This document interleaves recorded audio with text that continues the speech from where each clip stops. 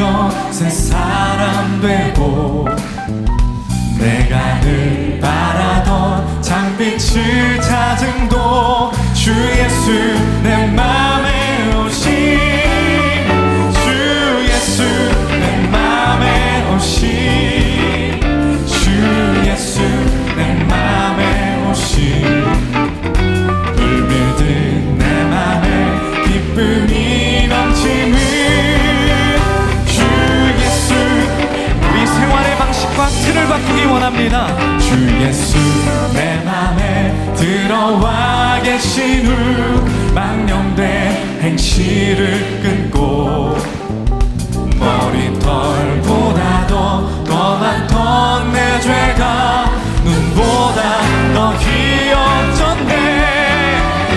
주 예수 내 맘에 오신 주 예수 내 맘에 오신 믿음 내 맘에 기쁨이 넘치는 주 여러분의 소망이 어디 있는가를 고백해 보십시다. 우리 과요와 함께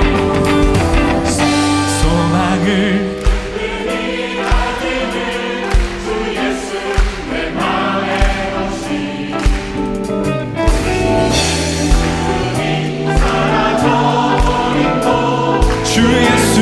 내 맘에 오신 주 예수 내 맘에 오신 주 예수 내 맘에 오신 기쁨이 넘치는 주 다시 한번 여러분과 과요만 주 예수 내 맘에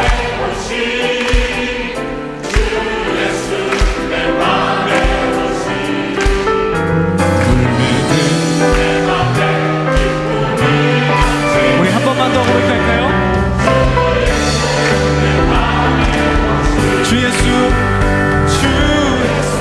내 맘에 오신 주 예수 내 맘에 오신 우리를 새롭게 변하게 하는 것은 예수님의 사랑이요 그 보혈 때문입니다. 주 예수 내 맘에 마지막입니다. 주 예수 내 맘에 오신 주 예수 내 맘에 오신 내 맘에 기쁨이 넘치는 주 예수 내 맘에 오신 그 사랑 얼마나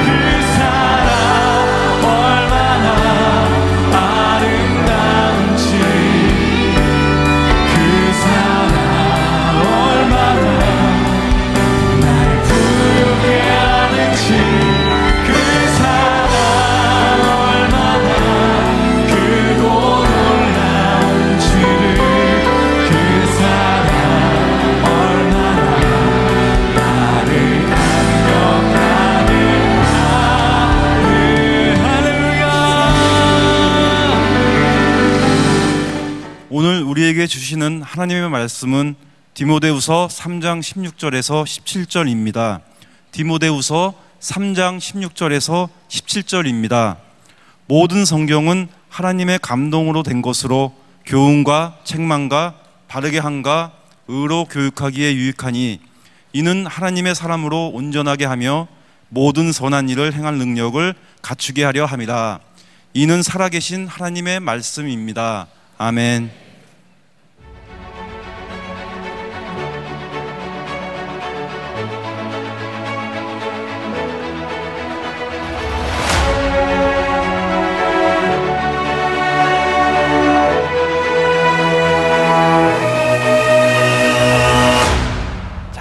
오늘부터 새로운 시리즈의 말씀을 시작하는데 큰 제목은 결심, 디시전이라고 하는 제목을 가지고 가는데, 오늘 말씀을 나누면 또 다음 주부터 이열치열 부흥회가 있고 또 말씀을 나누다가 또 변화산 기도회가 있고, 이렇게 연속성을 가지기가 힘들어서 주제는 디시전이라고 하는 주제를 가지지만 매번 개별적인 말씀을 나누게 됩니다. 이번 7번의 말씀을 통해서는 우리들의 신앙에 이런 결심을 해야 되겠구나, 이런 마음을 가지고 여러분들이 말씀을 따라오시면 좋을 것 같아요. 자, 저는 어렸을 때부터 이렇게 책 읽는 걸 많이 좋아했고요. 또 이제 영화 이런 걸 굉장히 좋아했어요.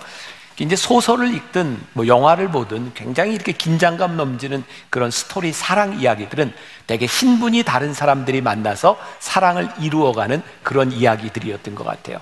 언젠가 제가 비행기 안에서 영화를 하나 보게 되었는데 유나이티드 킹덤이라는 영화였습니다. 한국에도 나온 것 같아요. 오직 사랑뿐이라는 제목으로.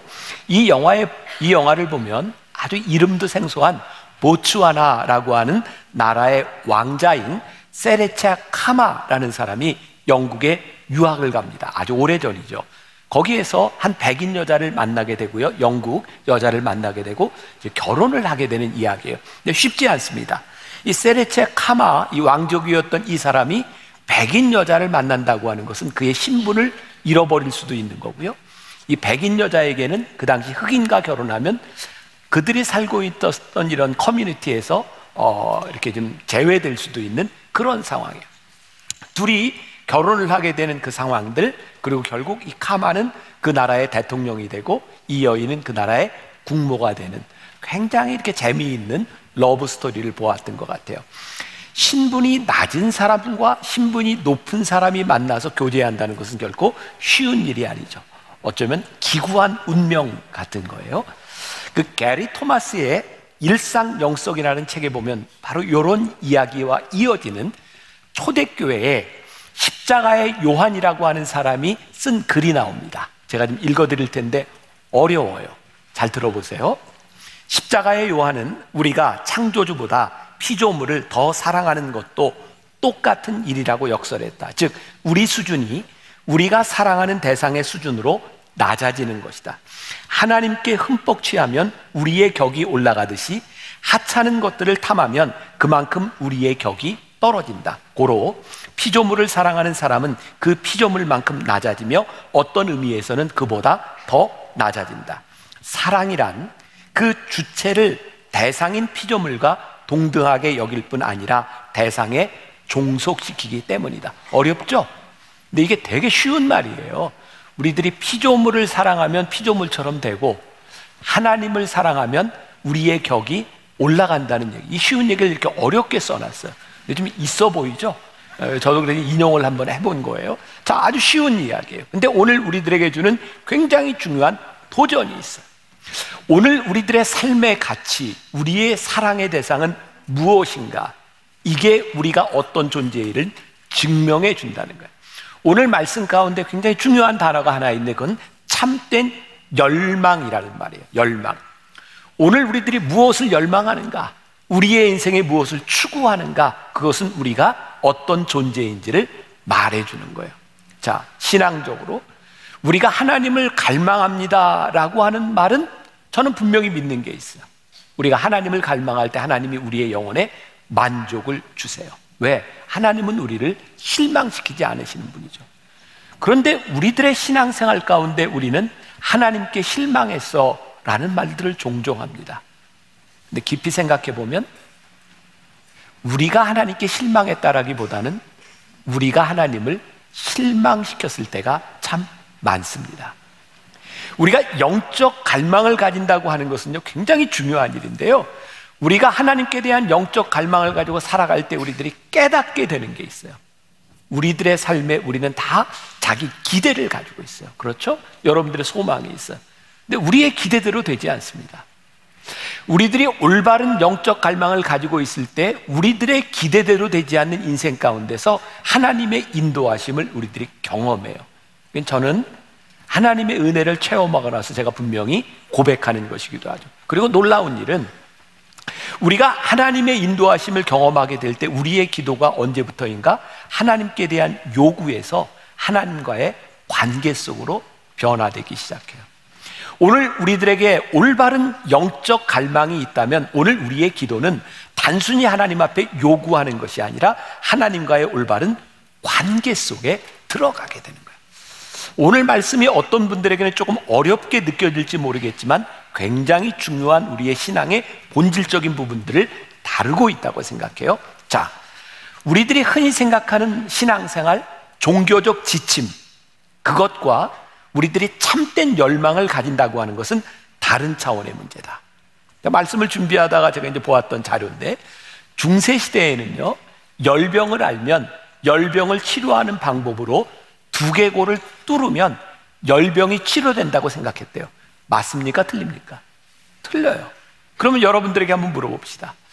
저렇게 치료 방법이 틀렸으니 열병을 고치는 것을 포기해야 맞습니까? 아니면 맞는 방법을 찾아야 되겠습니까? 맞는 방법을 찾아야 되겠죠. 이거 참 이상하네. 내가 묻고 내가 대답하고 그래요. 네. 자, 그러면 종교적 지침이라고 하는 말을 제가 왜 끄집어냈는가? 많은 사람들이 우리가 믿고 있는 하나님에 대하여, 우리가 믿고 있는 기독교에 대하여 오해하는 게 있어요. 너희들은 마치 종교적 지침처럼 하나님을 믿고 있구나. 그래서 사람들이 교회를 떠나요. 무신론자가 돼요. 근데 오늘 제가 여러분들에게 하고 싶은 이야기는 뭐냐면, 우리들이 잘못 믿고 있기 때문에 우리의 신앙을 저버려야 되는 것이 아니라 우리들이 참된 열망과 참된 믿음으로 우리들이 돌아와야 된다는 거예요. 예수님께서도 예수님 당시에 율법을 지키는 사람들에 대하여 율법을 폐기하라고 말씀하신 것이 아니라 율법을 완성해야 된다고 말씀하셨어요. 이게 무슨 의미냐면, 우리들이 율법을 지키는 것보다 더 중요한 것이 있는데, 그 율법을 우리들에게 주신 하나님의 마음을 알 때 율법이 완성된다는 거예요. 오늘 우리들이 읽고 있는 이 성경 말씀을 우리들의 신앙의 지침점, 종교적 지침쯤으로 이 말씀을 들으라는 것이 아니라 이 말씀 가운데 하나님의 마음이 우리들에게 보여져야 된다는 말이에요. 그래서 오늘 우리가 읽은 본문 말씀에서 이렇게 이야기하고 있죠. 이 하나님의 말씀은 우리로 하여금 올바른 행동을 하게 하고 우리를 훈련시키고 선을 행하는 능력이 있는 사람으로 온전케 하는 말씀이다. 그런데 오늘 여러분들에게 주고 싶은 도전이 있는 거예요. 우리가 하나님의 말씀을 그렇게 많이 배우고 하나님의 말씀을 읽고 살아가는데 이 말씀이 우리들에게 어떤 변화를 주고 있는가?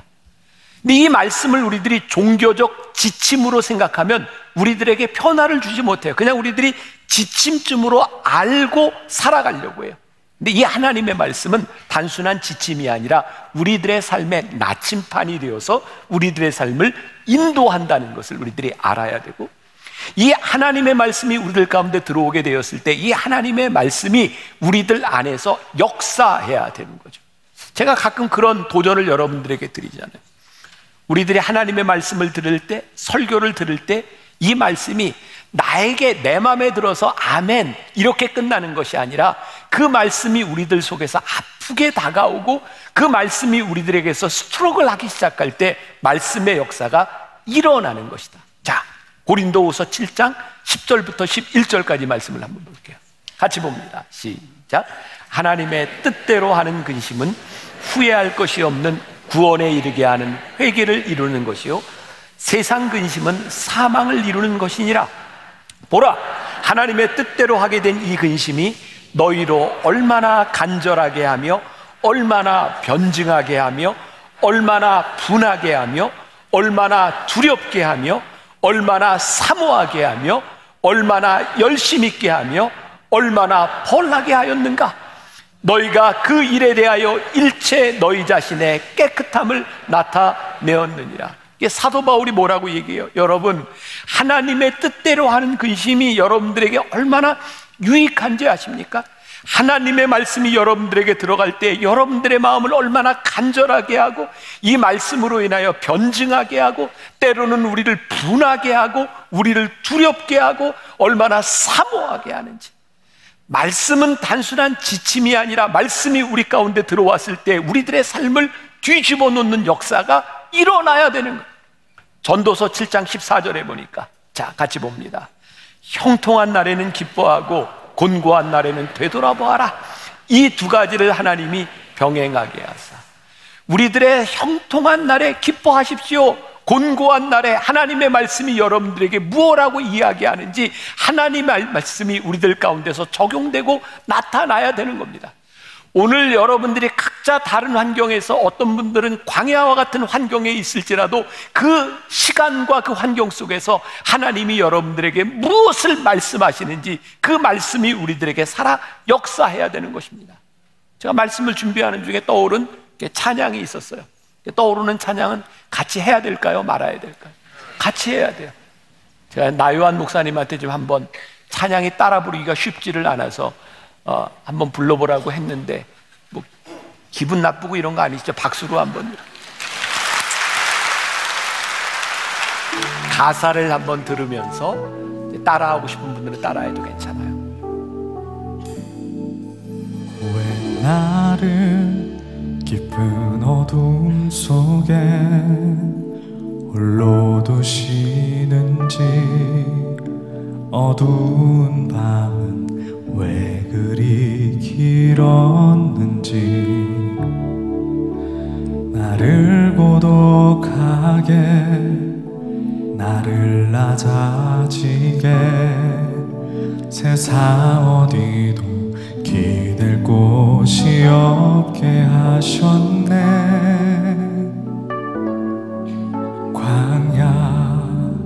광야에 서 있네.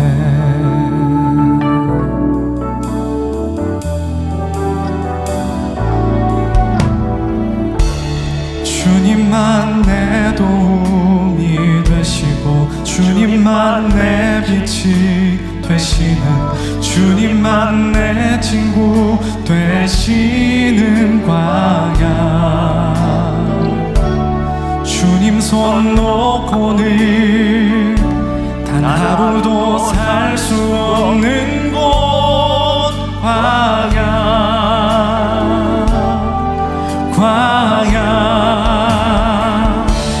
주께서 나를 사용하시려, 나를 더 정결케 하시려, 나를 택하여 보내신 그곳 광야. 성령이 내 영을 다시 태어나게 하는 곳,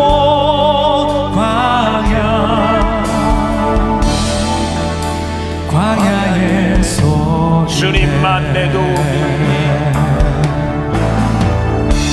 주님만 내 도움이 되시고, 주님만 내 빛이 되시는, 주님만 내 친구 되시는 광야. 내 주님 손 놓고는 단 하루도 살 수 없는 곳, 광야.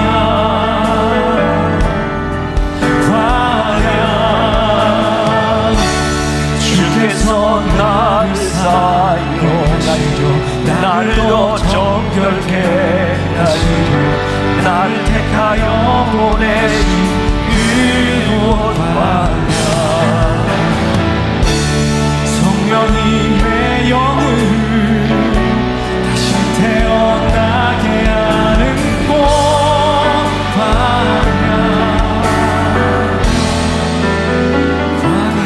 광야에서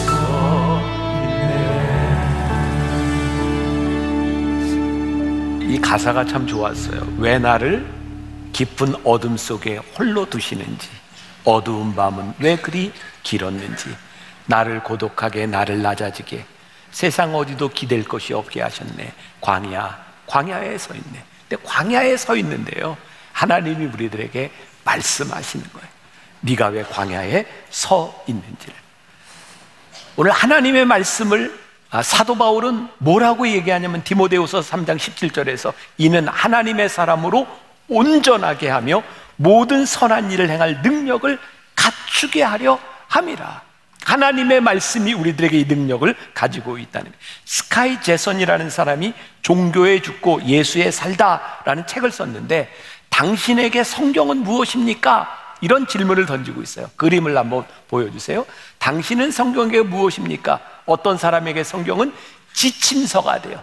성경이 지침서가 되면 종교로 전락해요. 근데 성경이 우리들의 삶을 바라보게 하는 창문이 되기 시작할 때 하나님을 향한 갈망으로 우리는 하나님의 관계 속에 들어가게 돼요. 자, 어찌 보면 이 말이 참 비슷한 것 같은데, 이 성경이 우리들의 지침서가 돼서 우리는 지침을 따라 그냥 살아가는 사람인가, 아니면 이 하나님의 말씀이 우리들의 삶의 창문이 되어서 이 말씀을 통해 우리들의 인생을 조망하고 우리들이 고민하며 살아가는 것은 다른 차원의 문제가. 예를 들면 우리들이 송구영신 예배 때 나와서 말씀 카드를 이렇게 잡잖아요. 여러분들 중에 그런 분들이 있어요. 말씀 카드를 딱 한 번에 잡는 것이 아니라 몇 번을 뽑아봐요. 그죠? 마음에 드는 게 나올 때까지. 그리고 이게 조금 창피한 사람은 몇 개를 집어가지고 집에 가지고 가서 마음에 드는 거 하나를 꼽아서 성경책에 넣고 다녀요. 자, 왜 그럴까요? 성경을 지침으로 생각하니까 지금 이 말씀이, 이 구절이 나에게 무엇을 이야기하는가, 그게 중요한 거예요. 사실은 성경은 우리들에게 그런 지침이 아니라 하나님이 우리들에게 말씀을 주셨을 때에 그 문구가 아니라 이 말씀을 주신 하나님의 마음이 우리들에게 보여지기 시작하면 성경을 보는 것이 아주 달라질 수 있는 거예요. 우리들이 하나님의 말씀을 볼 때 단순히 문자적으로 보는 것이 아니라 이 말씀을 우리들에게 주신 하나님의 마음이 우리들에게 들어오기 시작할 때 우리들의 삶의 태도와 방식이 바뀌어지는 거예요. 우리들이 그 오랫동안 신앙생활을 하면서 우리들이 가지는 오류가 있다. 이 말씀을 통해 하나님의 마음이 느껴지지 않기 때문에 하나님의 말씀대로 살아가는 것이 어려운 거예요. 또 하나 예를 들어볼게요. 제가 오늘 들어오다가 로비에서 만났는데 이 말씀의 주인공인데, 예화의 주인공인데 프라이버시 때문에 누구라고 얘기는 안 하겠어요. 제가 요즘 동산에 한 나무씩 시간이 될 때마다 이렇게 신방 겸 식사를 하고 있는데, 지난 주일에 어떤 그 나무 식구들과 함께 이제 식사를 하게 되었어요. 여러 가지 이야기를 하는데, 우리 교회에 나온 지 그렇게 오래되지 않은 집사님인데 남편은 초신자인 것 같고 같이 교회를 나와요. 그런데 이 남편이 만나 교회는 가겠다. 그래서 이제 저희 교회를 이제 나오는 거예요. 예배를 마치고 나면 되게 요 앞에 있는 시청 앞에 식당에 가서 이제 밥을 먹고 갈 때가 있는데, 이 여자 집사님이 곤혹스러운 게 남편이 그렇게 신앙생활을 잘하는 것도 아닌데 보면 말씀을 듣고 은혜를 받는, 그러니까 은혜라는 표현보다는 감동을 받는 때가 있대요. 그러면 식당에 가서 감동받은 날은 늘 막걸리를 시킨대요. 그래서 이분이 참 곤혹스러운 건 이제 감동이 된 날 성경책을 놓고 막걸리를 이렇게 놓고 밥을 먹는데 사람들이 볼까봐 그래서 이게 좀 어떻게 해야 돼요? 제가 그분에게 이런 얘기했어요. 괜찮아요. 놔두세요. 괜찮습니다. 자, 우리가 가지고 있는 종교적 지침에 의하면 어떻게 예배를 드리고 나가서 그렇게 막걸리를 시켜놓고 밥을 먹을 수 있겠습니까? 근데 이게 지금 극단적인 예가 될지 모르지만 제 마음 가운데는 하나님이 그 모습을 보시면 어떻게 얘기하실까? 저는 이런 생각이 들어요. 그래, 괜찮아. 이것도 큰일 났다. 괜히 지금 이런 말을 했나 보다. 오해하지 말고 들으셔야 돼요. 하나님 그러실 거야. 네가 아직 모르잖아. 근데 네 마음이 기뻐서 네가 살아가는 삶의 방식에서 그렇게 기쁨을 표현하는구나.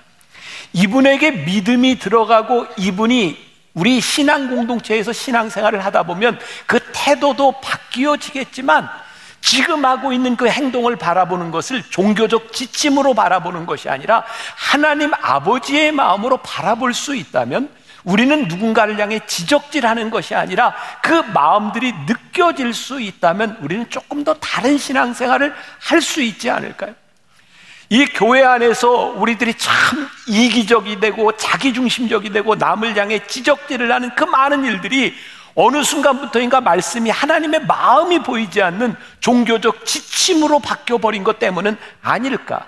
오늘 말씀 중에 이제 소제목인데, 하나님의 숨결을 통해 우리들이 이 말씀을 보아야 되겠다. 자, 오늘 본문 말씀 디모데후서 3장 16절이 이렇게 되어 있죠. 모든 성경은 하나님의 감동으로 된 것으로. 근데 여기 하나님의 감동이라는 말이 대부분의 영어 성경에 God breathed라고 표현이 되어 있어요. 뭐냐면 하나님의 숨결이에요. 우리가 지금 아침마다 하고 있는 하나님의 숨결, 야, 이거 진짜 기가 막히게 제목을 잡았다는 생각이 들어요.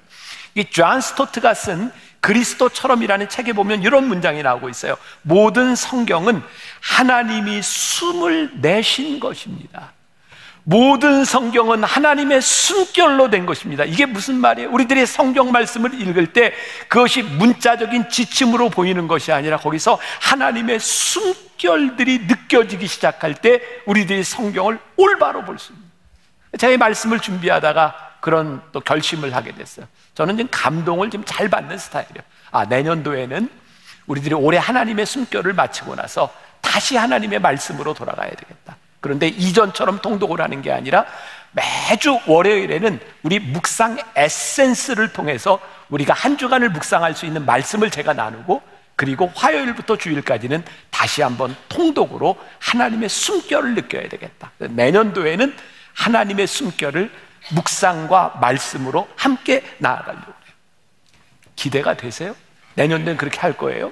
자, 문제는 오늘 우리들에게 이 말씀을 배우고자 하는 열망이 없는 것이 아니에요. 우리들에게 열망이 있어요. 문제는 이 말씀대로 우리들이 살아가고 말씀대로 바뀌어지겠다는 열망이 없는 거예요. 참 신기하죠? 여러분들 마음속에 지금까지 신앙생활하던 여러분들의 삶을 한번 점검해 보세요. 여러분들은 말씀을 배우고자 하는 열망, 말씀의 지식을 갖고자 하는 열망은 있었으나 그 말씀대로 내가 바뀌고자 하는 그 변화에 대한 영적 갈망이 우리들에게 있었는가? 그런데요, 하나님의 숨결이 느껴지지 않으면 우리들이 이 말씀 가운데 변화되기가 쉽지 않은 거예요. 예를 들어볼게요. 여러분들 자라면서 한 번쯤은 부모님들한테 그런 소리를 들어보시지 않아요? 요즘 젊은 부모들은 애들 그렇게 잘 혼내지 않지만 우리 어렸을 때 많이 혼났잖아요. 그렇죠. 뭐 이렇게 너 그렇게 할 거면 집 나가, 이런 소리 한 번쯤 들어보지 않으셨어요? 네. 제가 집 나가라는 소리를 처음 들어본 게 6살 때. 저는 기억이 나지 않는데 저희 어머니가 그런 얘기를 하셨어요. 제가 6살 때 능곡, 일산 있는 그 능곡에서 살았는데 제가 뭘 잘못했는지 모르지만 저희 어머니가 너 집 나가 그랬대요. 근데 제가 집을 나갔대요. 근데 6살째 내가 나가서 안 들어오더래요. 그래서 저희 어머니가 나가서 보니까 버스 정류장에서 제가 버스를 기다리고 있더래요. 그래서 저를 이제 데리고 오셨는데 그때 제가 버스 탔으면 이 자리에 없는 거예요. 그죠? 너 집 나가! 이게 무슨 소리예요? 이게 문자적으로 지금 이야기하고 있는 것이 아니라 그 자녀를 향한 어머니의 마음이 있는 거예요. 우리들이 훈련받고 이 말씀을 배워야 되는 것은 이 말씀의 규칙이나 이 말씀의 문자에 대한 부분이야. 이 말씀을 우리들에게 주시고 있는 하나님 아버지의 마음이 우리들에게 들어와야 우리들이 말씀을 제대로 배우며 살아갈 수 있는 거예요. 자, 그러면 우리들에게 이런 질문이 생기는 거예요. 그러면 어떻게 해야 하나님의 마음을 우리들이 올바로 알고 이 성경을 우리들이 올바로 적용하며 살아가는 것입니까? 전 여러분들에게 이런 답을 주고 싶어요. 이 말씀으로 인해 우리들이 그리스도를 닮아가겠다고 하는 열망과 마음이 있을 때 우리들이 성경을 올바로 보고 올바로 적용하며 살아가는 것이다. 우리들에게 참된 말씀에 대한 열망이 있을 때 그 열망은 우리로 하여금 필연적으로 그리스도를 닮아가게 만드는 것이다. 다시 말한다면 우리들에게 이런 열망이 없이 우리들이 종교적 지침으로 성경을 듣고 배우고 살아간다면 수십 년 성경을 읽어도 우리들이 하나님의 성품으로 그리스도를 닮은 모습이 우리들에게 드러나지 않는, 우리들에게 큰 도전이 돼야 돼요. 우리가 수십 년 예수를 믿었는데 우리가 어떻게 그리스도를 닮은 사람이 되었는가? 자, 사도 바울이 고린도에 있는 교인들에게 이렇게 편지를 써요. 11장 1절과 2절 같이 봅니다. 자, 시작. 내가 그리스도를 본받는 자가 된 것 같이 너희는 나를 본받는 자가 되라. 너희가 모든 일에 나를 기억하고 또 내가 너희에게 전하여 준 대로 그 전통을 너희가 지킴으로 너희를 칭찬하노라. 여기 마지막에 칭찬하노라는 말이 영어 성경에 보면 I'm very glad라는 말이야. 내가 기쁘다. 그럼 사도 바울을 바라보며 하나님이 가지는 기쁨은 어떤 것이었을까? 아니, 오늘 강단에서 설교를 하는 저를 바라보며 하나님은 무엇을 기뻐하실까? 제가 오늘 여기에서 여러분들에게 말씀을 전하는 모습을 기뻐하시는 것이 아니라 말씀을 전하고 이 말씀대로 살려고 지키려고 애쓰는 모습을 보시면서 하나님이 기뻐하시지 않을까요? 오늘 여러분들이 여기서 예배를 드리고 있는데 지금 여러분들이 말씀을 듣는 경청하는 태도가 저를 기쁘게 하는 것이 아니라 이 말씀을 듣고 이 세상 속에 나아가 이 말씀을 살아내려고 애쓰는 여러분들의 모습을 볼 때 제가 기쁘지 않을까요? 저는 오늘 사도 바울의 마음이 느껴지는 거예요. 고린도에 있는 교인들에게 여러분, 적어도 내가 그리스도를 본받으려고 노력했던 것처럼 여러분들 나를 본받으십시오. 그런 여러분들의 애씀을 바라보는 제가 참으로 기쁩니다. 예수님께서 이 땅 위에 사실 때 예수님께서 믿으라고 하는 말씀만 전하신 것이 아니라 너희들이 나를 따르라고 말씀하셨던 이유, 너희들이 나를 본받는 자가 되라고 말씀하셨던 이유. 사도 바울의 편지를 보면 사도 바울은 은혜라는 말을 참 자주 해요. 나의 나 된 것은 하나님의 은혜로다. 사도 바울이 그 고백을 할 수 있었던 이유가 무엇일까? 저는 이렇게 생각이 돼요. 사도 바울이요, 하나님의 말씀을 살아내려고 노력을 하니 이게 얼마나 힘든지 몰라. 근데 그 말씀을 살아내면서 깨닫게 되는 게, 내가 하나님의 말씀으로 살아가는 것은 하나님의 은혜가 아니면 절대로 불가능한 일이구나. 하나님이 나를 부르셔서 나로 하여금 이 길을 걷게 하시는구나. 하나님의 은혜가 느껴지는 거예요. 그런데 우리들이 하나님의 말씀을 알고 지식적으로 알고 있는데 하나님의 말씀을 살아가려고 하지 않는 사람들에게 하나님의 은혜가 느껴지지 않아요. 그러니 우리가 하나님의 은혜를 고백하기 위해서 우리들에게 중요한 것이 무엇인가? 이 말씀을 우리의 지침 정도로 아는 것이 아니라 이 말씀을 살아내려고 할 때 우리들이 하나님의 은혜를 경험하는 거예요. 여러분, 스카이 캐슬이라고 하는 드라마, 신드롬을 일으켰던 그 드라마 기억하세요? 기억나세요?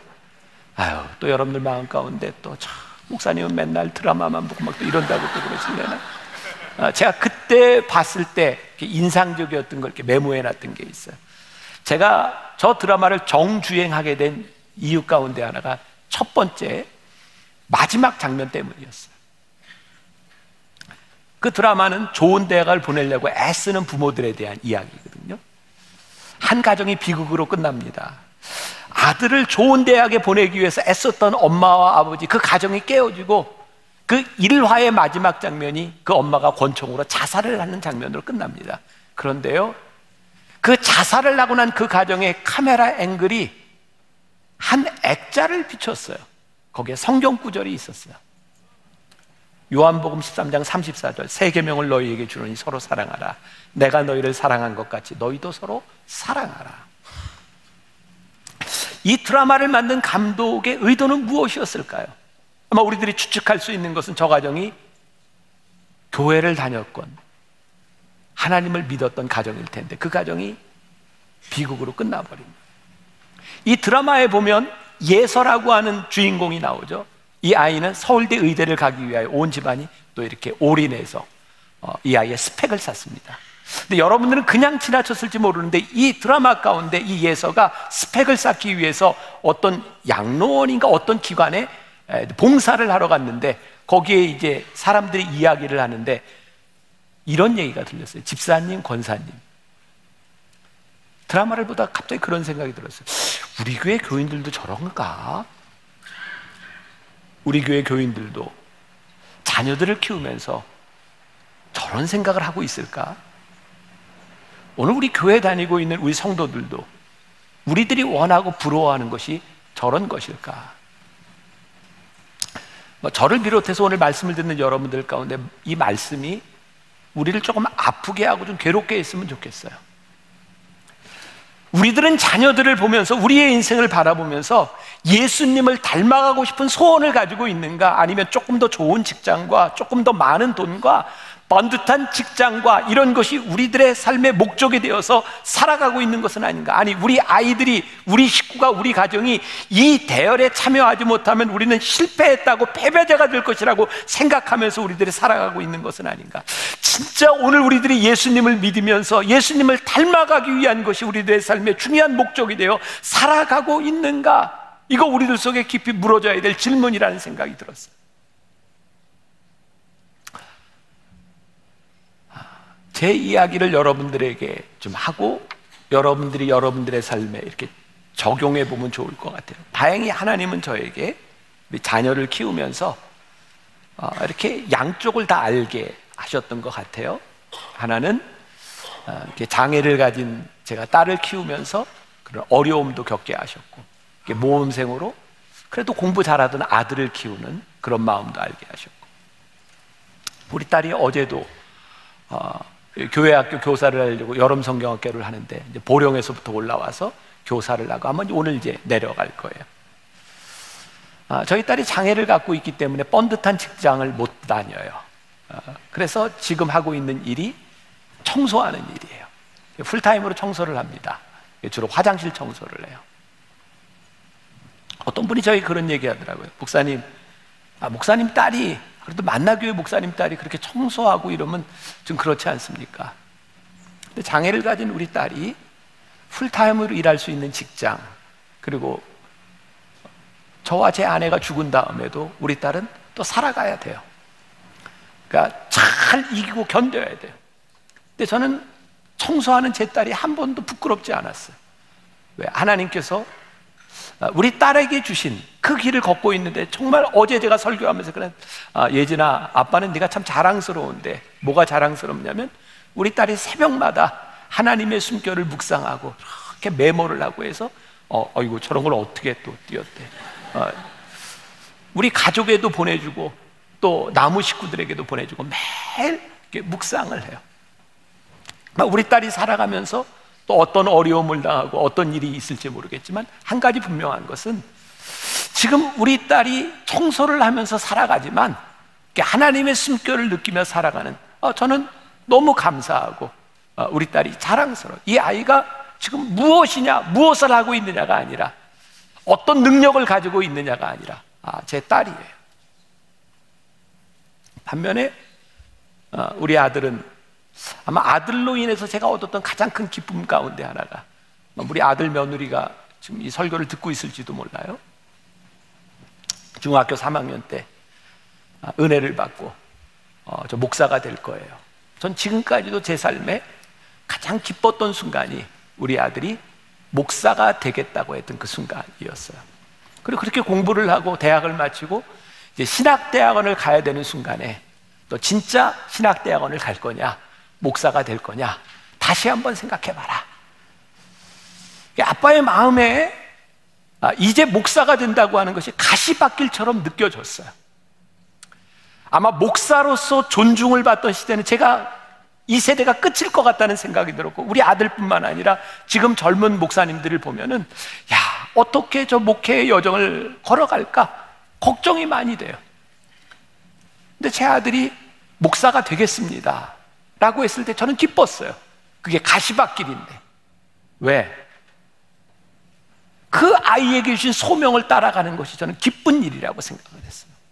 그리고 재작년에 목사가 됐어요. 그런데 이 대한민국에서 이 감리교 김병삼 목사의 아들로 살아가는 게 쉽지 않았어요. 우리 아들이 많은 스트레스를 받았던 것 같아요. 그냥 사람들은 너무 쉽게 그런 이야기들 하고, 아버지 대를 이어서 네가 이 교회를 할 거냐, 이런 이야기들, 그런 구설수에 오르기 싫어서 언젠가는 저에게 제가 은퇴할 때까지 한국에 돌아오지 않겠노라고. 그러던 아들이 2년 전에 갑자기 진로를 바꿨어요. 법을 좀 공부하고 목사로서 다른 일을 하고 싶다. 제가 아들을 응원했지만 제 마음에 제일 서운했던 순간이었던 것 같아요. 한 번도 우리 아들에게 그런 얘기 해보지 않았습니다. 가장 제 마음에 서운했던 그런 순간이었던 것 같아요. 근데 이제 법을 공부하고 1년이 지났고요. 이제 손녀딸을 낳으려고 우리 며느리가 들어왔는데 다행히 이제 한국에 있는 어떤 로펌에 인턴으로 오게 돼서 여기 같이 머물고 있어요. 다음 달에 이제 들어갑니다. 근데 여기 와 있는 동안 이제 다른 이제 더 좋은 학교에 또 어플라이를 하고 미국은 1년쯤 지나면 거의 이제 직장이 결정이 되는 것 같아요. 계속 인터뷰를 하고 있는데 며칠 전입니다. 아마 미국의 제일 좋은 대학 중에 하나에 어플라이를 했는데 안 된 것 같아요. 제일 좋은 직장에 어플라이를 했는데 안 된 것 같아요. 실망하고 있는 아들에게 제가 이렇게 얘기했어요. 아들아, 하나님은 네 인생의 베스트야. 언제나 하나님은 네 인생의 베스트야. 네가 하나님의 길을 가는 한 네 인생의 베스트야. 근데 그 다음날 또 참 신기하게도 그와 버금가는 좋은 아이비리그의 어떤 학교에서 이제 합격이 됐어요. 그 아들에게 제가 똑같은 얘기를 했어요. 아들아, 아빠는 네가 어떤 직장을 다니든 어떤 학교를 가든 네가 앞으로 인생을 선택하는 데 있어서 돈과 명예를 따라가는 것이 아니라 하나님이 너를 부르시는 곳에 따라가는 사람이 되었으면 좋겠어. 저는 오늘 여러분들에게 이 이야기를 할 수 있다고 생각하거든요. 저는 아픈 딸도 또 세상에서 자랑할 만한 아들도 있어요. 근데 둘에게 똑같아요. 이 아이들이 하나님 앞에 어떤 인생을 살아가는가? 우리들이 생각하고 있는 돈과 명예가 아니라 하나님이 기뻐하시는 일을 위하여 우리들이 그리스도를 닮아가는 삶에 대한 열망을 가지고 우리들이 살아가는가? 사도행전 11장에 보면 초대교회 성도들이 처음으로 그리스도인이라 불리었던 곳이 안디옥이라고 기록이 되어 있어요. 사람들이요, 안디옥에 있는 그리스도인들을 바라보면서 그리스도인, Christ-like, 그리스도인, 예수를 닮은 사람이라고. 야, 당신들의 모습을 보니 예수님을 닮았군요. 세상이 말씀을 지침처럼 숙지하고 있는 사람들이 아니라 그리스도를 닮아가는 사람들을 바라보며 인정했어요. 그제 저녁이에요. 지난주 설교와도 연관이 되어 있는데 제가 진실함에 대한 설교를 하면서 나를 드러내라 이런 설교했던 거 기억나세요? 제가 9층에 살고 있어서 가끔 저녁이 되면 그냥 반바지 입고 슬리퍼 신고 내려와서 요 앞에 로비를 거닌다고 기억나세요? 제가 그제도 우리 손녀딸을 데리고 이제 내려와서 재우려고 이놈이 밤만 되면 제 껌딱지예요. 저를 안 떨어지려고 그래요. 근데 잠을 잘 안 자요. 늦게 태워가지고 이렇게 나왔는데 여름 성경학교를 준비하던 우리 청년들을 만났어요. 청년들이 저를 보더니 목사님 설교대로네요. 그러면서 인증샷을 하나 찍어도 되겠습니까? 그래서 제 반바지와 슬리퍼를 입은 거를 인증샷을 이놈들이 찍어갔어요. 어디에 쓸지 모르겠어요. 인증샷을 찍어갔어요. 그리고 청년 중에 하나가 저에게 이렇게 얘기하는 거예요. 우리 손녀딸 이름이 온니인데 온니는 참 좋겠다. 말귀도 못 알아듣는 애게 목사님 손녀딸 참 좋겠어요. 김병삼 목사님이 할아버지라. 그 얘기를 듣는데 제 마음이 너무 좋았어요. 우리 청년들의 마음 가운데 김병삼 목사를 할아버지로 둔 손녀딸을 부러워하는 마음. 제가 청년들에게 그런 목사구나. 그게 너무 좋았어요. 누군가를 닮아가고 싶고 누군가를 바라보는 열망을 가진다고 하는 것 참 기쁘고 복된 일이라고 생각합니다. 우리들이 하나님을 믿으면서 예수를 믿는 사람으로 예수님을 닮아가려고 하는 열망이 있을 뿐만 아니라 누군가 우리들의 모습을 바라보면 야, 저 사람이 주님을 닮은 모습으로 살아가고 있어 라는 말을 듣는 것이 우리들에게 얼마나 큰 기쁨인가. 그럼 DNA라는 말이죠. DNA. 우리가 하나님의 자녀가 됐으면 하나님의 DNA를 가지고 또 우리가 누구를 닮아간다는 것이 DNA가 아니더라도 같이 먹고 자고 생활하면서 말투가 비슷해지고 우리들의 삶의 스타일이 비슷해지는 건데 우리들이 평생을 예수를 믿고 우리들이 평생 하나님의 말씀을 듣고 살아가는데 하나님을 닮아가지 않고 있다면 이거 우리들에게 뭔가 문제가 있는 거예요. 하나님의 말씀이 우리들에게 종교적 지침으로 끝나는 것이 아니라 그 말씀을 살아내고 닮아가려고 하는 그 노력들, 그래서 언젠가, 아니 우리들의 인생에 이렇게 뒤안길에서 내가 살아온 삶의 발자취를 쫙 바라볼 때 내 발걸음을 보면서 야, 내가 그래도 후회하지 않게 살았던 것 같아. 내가 그리스도인으로서 부끄럽지 않게 살았던 것 같아. 그런 삶이 우리들에게서 나올 수 있을 때 우리들이 올바른 열망을 가지고 말씀을 올바로 믿고 살아가는 사람이 아닐까. 오늘 여러분들에게 도전을 드립니다. 여러분들에게 새로운 결심이 있었으면 좋겠습니다. 우리 하나님의 말씀을 지식적으로 배우는 것이, 그것이 우리의 열망이 아니라 이 말씀이 우리들의 인생의 창문이 되어서 말씀을 살아내고 예수님의 성품을 닮아가려고 하는 열망이 여러분들에게 있기를 주님의 이름으로 간절히 축원합니다. 우리 같이 찬양했으면 좋겠습니다. 모든 상황 속에서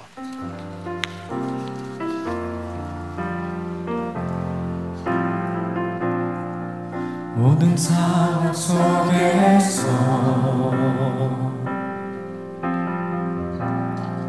주를 찬양할지라.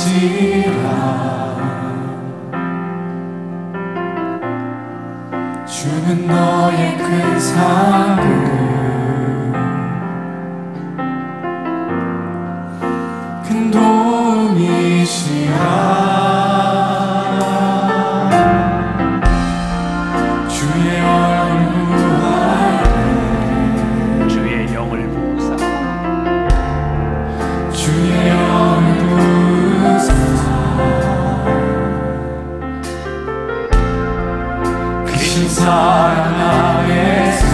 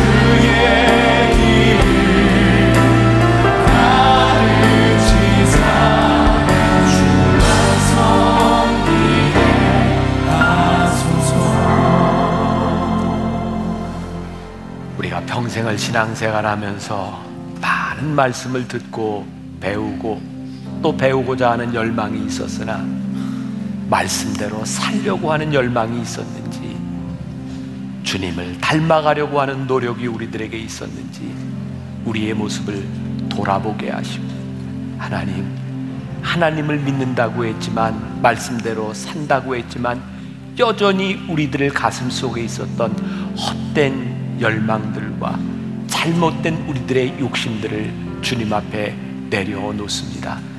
우리의 인생의 뒤안길에서, 그래, 내가 예수님 닮으려고 이렇게 살았구나, 내가 살아온 내 삶이 부끄럽지 않구나, 부족하지만 나의 나된 것이 하나님의 은혜이구나 고백할 수 있는 우리 성도들, 귀한 하나님의 사람들 되게 하여 주옵소서. 지금은 우리 주 예수 그리스도의 은혜와 하나님 아버지의 무한하신 사랑과 성령의 인도하심이 참된 열망을 가지고 주님을 따라 살아가겠습니다 다짐하며 이 세상으로 나가는 당신의 사랑하는 모든 백성들 위해 지금부터 영원까지 함께 하시기를 간절히 축원하옵나이다. 아멘. 지금은 선교 헌금 시간입니다. 이 예배를 통해 삶 가운데 은혜와 회복이 충만하시길 간절히 기도합니다.